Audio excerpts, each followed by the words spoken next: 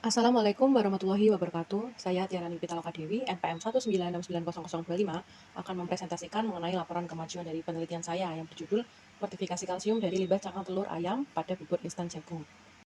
Tujuan dari penelitian ini yaitu yang pertama, mengidentifikasi kandungan gizi bubur jagung instan yang telah difortifikasi sangat telur secara keseluruhan. Yang kedua, mengidentifikasi pengaruh pengolahan terhadap komposisi bubur instan jagung yang telah difortifikasi kalsium. Dan yang ketiga, menentukan formulasi bubur instan jagung dengan tepat. Untuk tahapan dan rencana penelitian, yaitu yang pertama ada pembuatan tepung jagung, yang kedua pembuatan tepung cangkang telur, yang ketiga pembuatan bubur instan, dan yang keempat analisis sampel, dan yang terakhir analisis data. Untuk progres penelitian yang sudah saya lakukan, saat ini sudah sampai pada analisis sampel.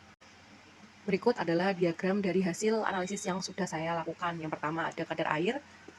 Pada diagram tersebut menunjukkan kadar air bubur instan berkisar antara 2,91% sampai 5,97%. Tertinggi pada sampel A1B1 dan terendah pada sampel A3B3.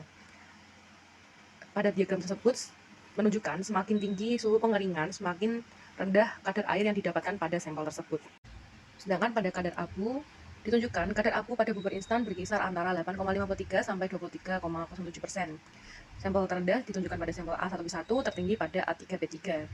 Pada diagram tersebut menunjukkan semakin besar konsentrasi penambahan cangkang telur, semakin besar pula kadar abu yang didapatkan. Selanjutnya yaitu pada analisis densitas kamba, menunjukkan bahwa densitas kamba bubur instan berkisar antara 0,52 sampai 0,59.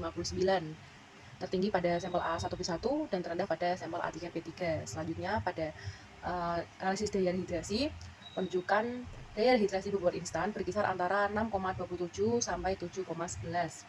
Sampel tertinggi ada pada A1B1 dan terendah pada A3B3. Selanjutnya pada analisis warna, yang pertama itu warna L atau lightness. Nilai lightness pada bubur instan berkisar antara 67,21 sampai 82,91.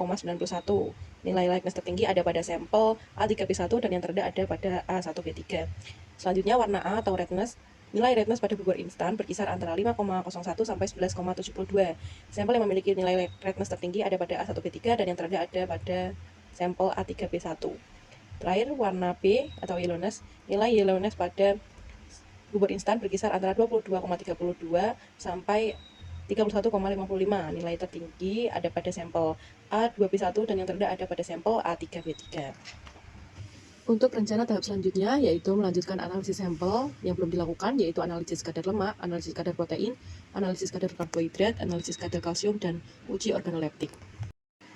Sekian pemaparan yang bisa saya sampaikan, kurang lebihnya mohon maaf. Wassalamualaikum warahmatullahi wabarakatuh.